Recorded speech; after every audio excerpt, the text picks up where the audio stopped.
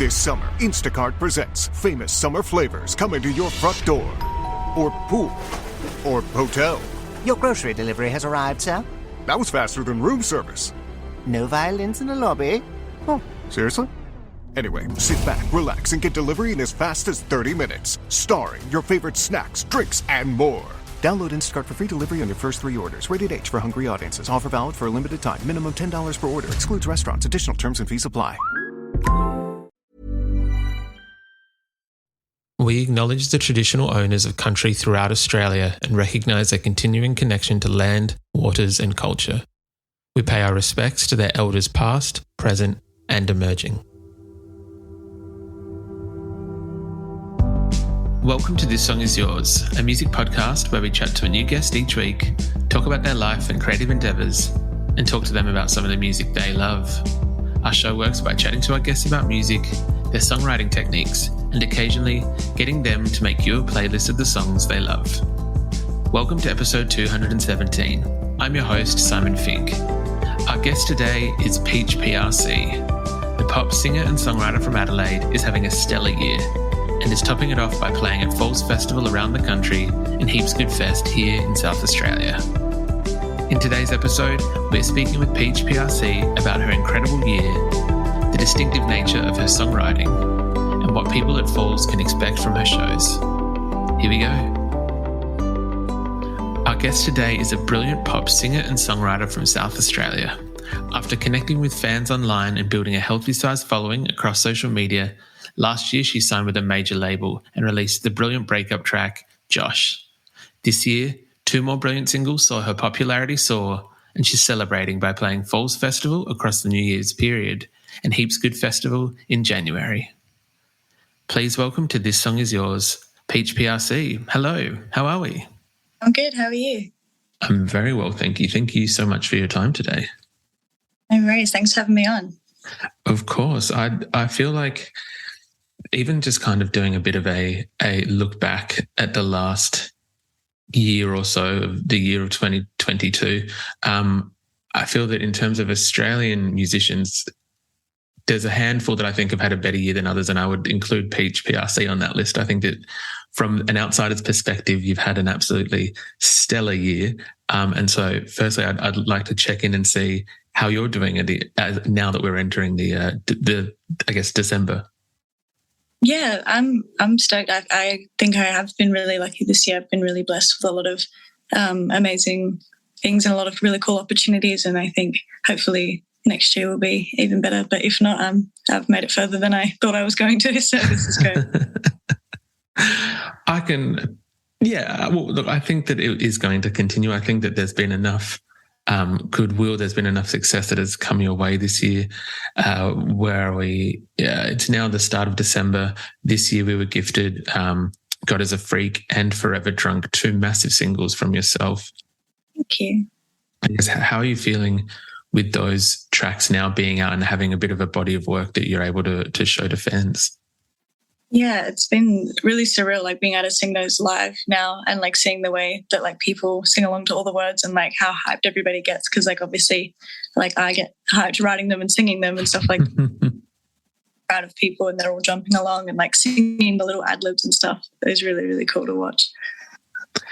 I can imagine that it is a very, very kind of unique and cool experience for you to be able to watch them singing along and sing it back to you.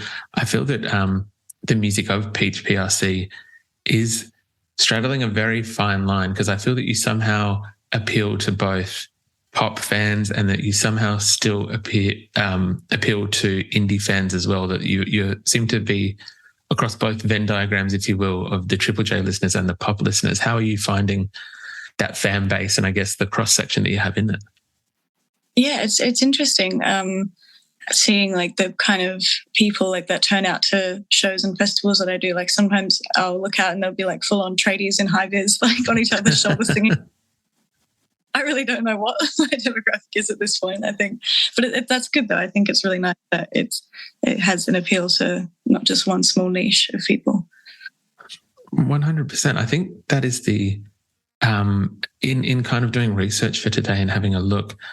One thing I always found unique, and what I think I liked about Peach PRC was the fact that you seem to be very distinctive with your lyrics and your songwriting, that it seems to be, I feel like if I turn on the radio and I don't know who it is, but then I hear the lyrics and voice of yourself come on, that it is instantly recognizable as Peach PRC. And I was wondering if, I guess, for that, firstly, I guess, why you think that these songs are resonating with people, whether they be tradies or not. And yeah, like if that's always been the case with your songwriting, that it's been as distinctive as what it is. That's such a nice compliment to hear. So I really appreciate that. I love the idea that, like, you know, I have a recognizable sound. But yeah, I think, like, I mean, I can't speak for everyone else. I don't know if it's always resonated with people, but I think something that maybe does resonate with them is just the storytelling of it. I think, like, I love to write songs that are, like, you know, I'm a sucker for love songs as well, but I love writing songs that have like a little bit of a random story. Like God is a Freak isn't really a love song or a breakup. I guess Josh was kind of a breakup song, but and Forever Drunk is like, I guess that was as well. Maybe I'm talking shit, but I think like maybe Symptomatic's a better example, like one that's like, I like telling just little different stories that kind of, maybe aren't ones people have heard before in pop music, at least.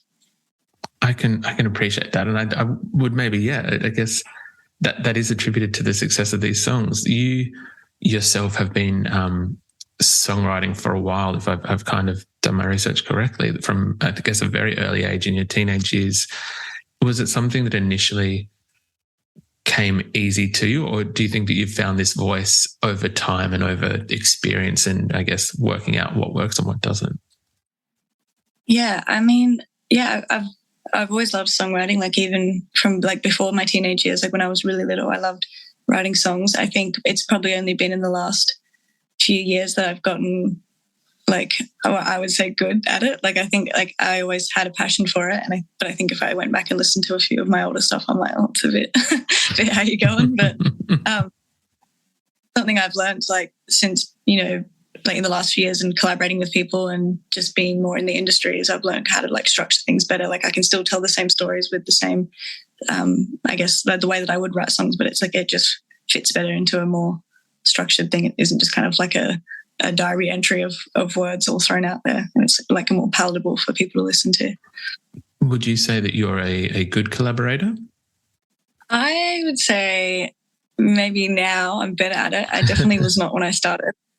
I was not great at collaborating because I was very precious about my lyrics. Like, and I was like, no, you can't touch them. And like people would want to take things out or add things. I was like, oh, it's my song. It was like so personal and I was so attached to them. But I think since working with people like Bonnie McKee and people that I like really respect their artistry, it's easier for me to collab with them because I'm like, okay, like she knows what she's doing. Like maybe I just need to like take a step back and let somebody else help me out.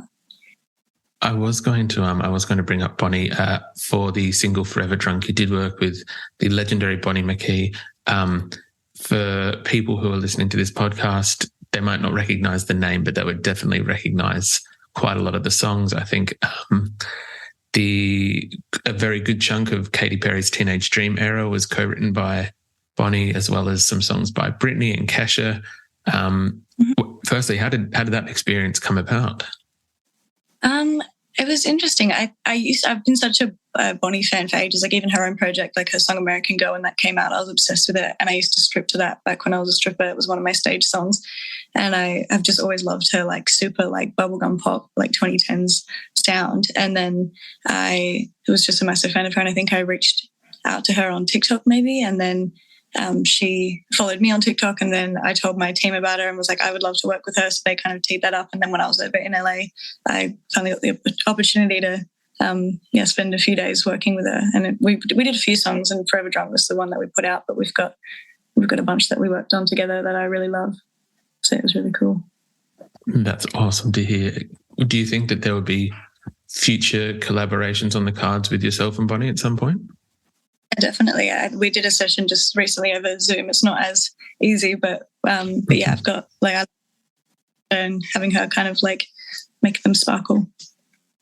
That's awesome to hear and very exciting to hear, because I know that there is quite a few people excited just to see, I guess, what next year does hold for Peach PRC. We are... My dad works in B2B marketing. He came by my school for career day and said he was a big ROAS man. Then he told everyone how much he loved calculating his return on ad spend. My friends still laugh at me to this day. Not everyone gets B2B, but with LinkedIn, you'll be able to reach people who do. Get a $100 credit on your next ad campaign. Go to linkedin.com/results to claim your credit. That's linkedin.com/results. Terms and conditions apply. LinkedIn, the place to be, to be. This summer, Instacart presents famous summer flavors coming to your front door. Or pool. Or hotel. Your grocery delivery has arrived, sir. That was faster than room service. No violins in the lobby. Oh, seriously? Anyway, sit back, relax, and get delivery in as fast as 30 minutes. Starring your favorite snacks, drinks, and more.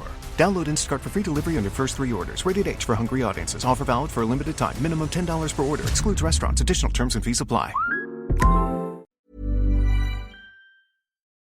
Wrapping up the end of this year with a number of festivals. I believe that you've already, by the time this comes out, I think that you've already played a few festivals in the last month or so. Yeah, I've did Spilt Milk recently. I'm not sure which ones I've got coming up after that whenever this comes out, but I'll have a few in December.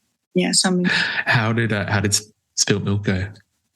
It was amazing. It was like, I've never cried singing live before, and for some reason, like I've had like the headline shows that I've sold out, and they were beautiful and like so touching to see everybody singing along and everyone in all pink. But like something about, I think, at a festival where it's like I know that they're not just there to see me. Like there's so many other people there, and having like a whole tent of people all singing along, I was like, oh my god, wow! Like it was so nice, and like my sadder songs, and like a festival, everybody's like party, but they were all singing along to the sad ones, and it just it made me cry, and I've never cried live before, so it was really.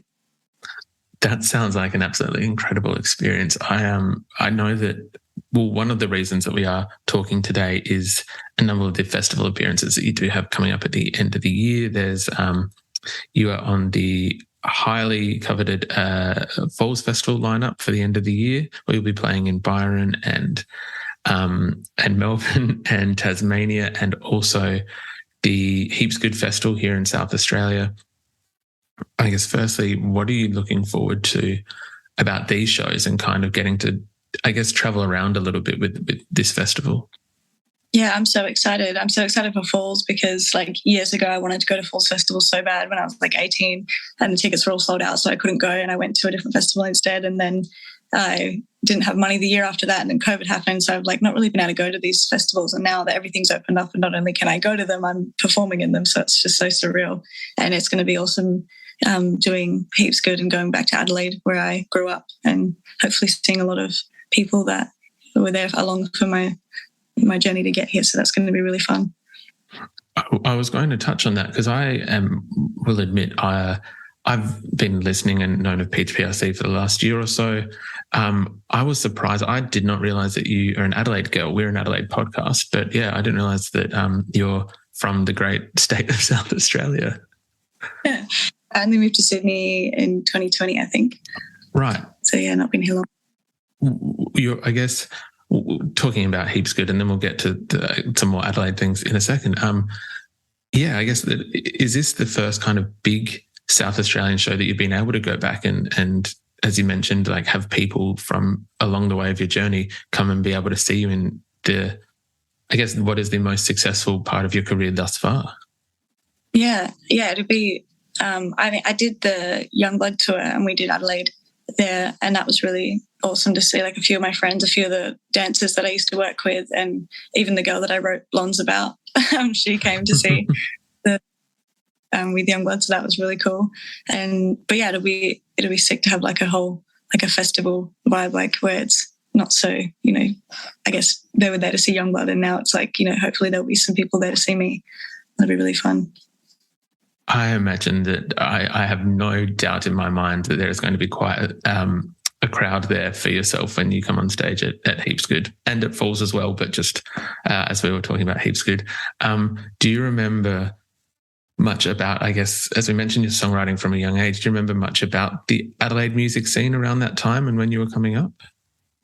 No, I think because I was always doing everything online, like all of my singing videos when I was in Adelaide were all just like on my social medias, and I wasn't really like in the music scene, and the people that I did know were like more like heavier bands. I think Adelaide has a lot of like a heavy music scene going on, and again, then when I kind of had my little come up, it was during COVID, so I was again online, and then I moved to Sydney during that time. So I haven't really experienced much of the Adelaide music scene. I would agree. We do oddly seem to have like quite a lot of heavy metal bands or heavier bands. I'm not sure why that is so disproportionate here. Yeah, I had a few friends that were in like heavy metal bands in Adelaide. Seems like a thing. It really does. Well, I look forward to at some point possibly like a Peach crossover, maybe a Josh metal cover or something like that.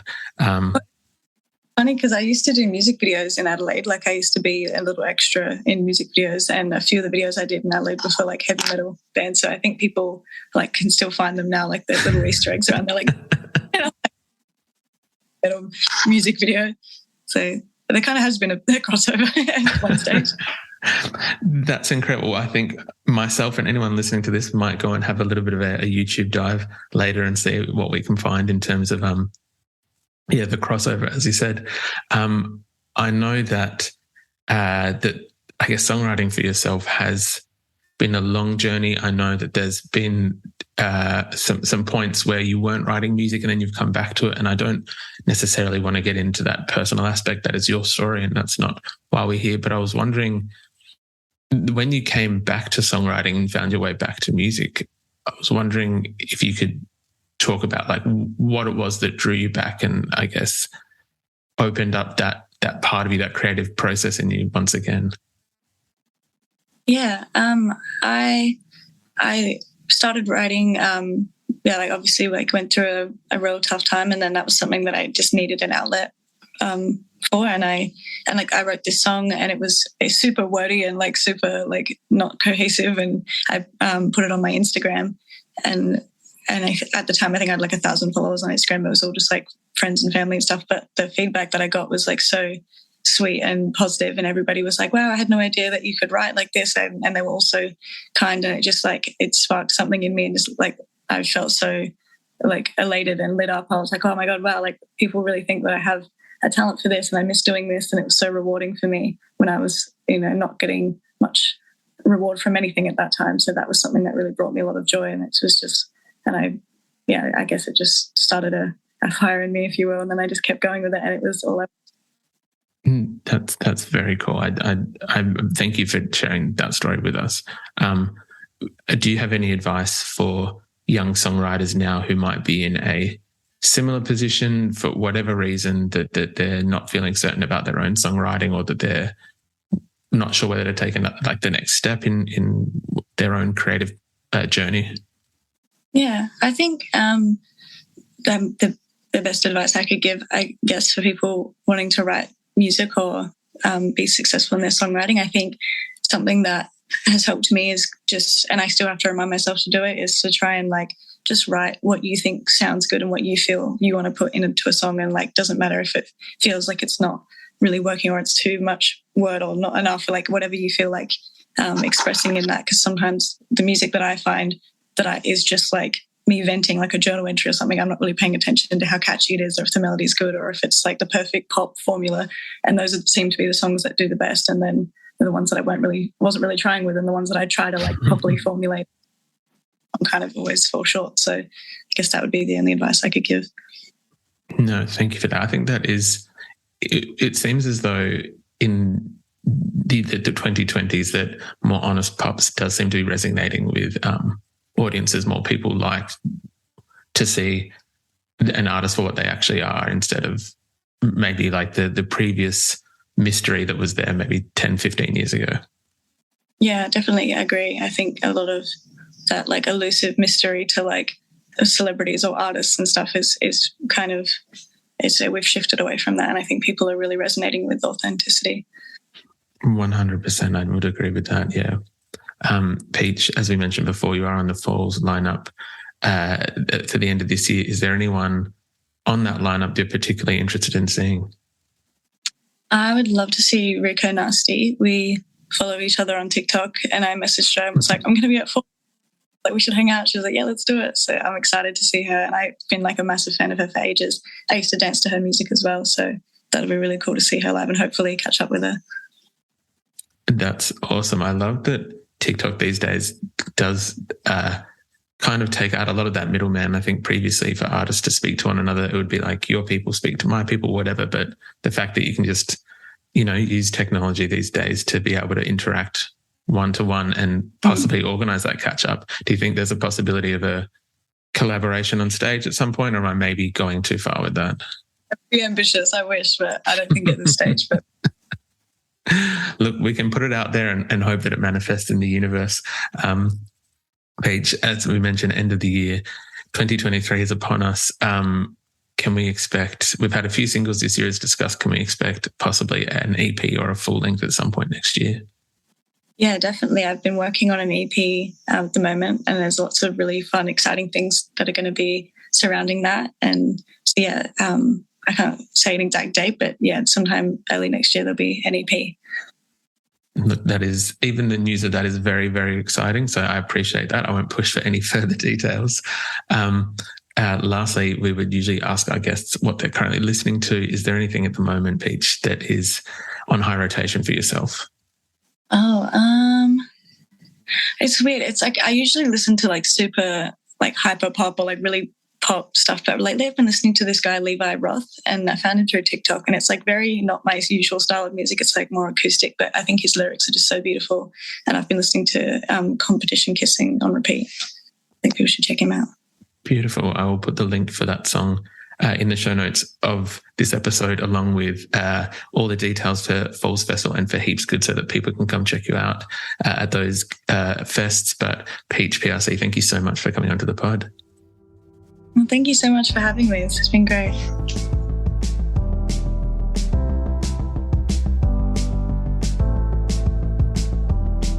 And that's our show. A massive thank you to Peach PRC for her time. Her music is available to stream everywhere, and we've left links in the show notes if you'd like to hear her music or buy tickets to see her at Falls and Heaps Good. We also want to give a huge shout out to Monique at Scrabble PR for helping out with today's interview. If you like this show, please subscribe wherever you get your pods and stay up to date when new episodes are released. We release new shows each Wednesday and Friday morning, and we now have a Patreon, which you can find within the show notes of this episode. You can follow the Players profile on Spotify, and you can follow us on Instagram, Facebook, and TikTok. Until next week, cheers.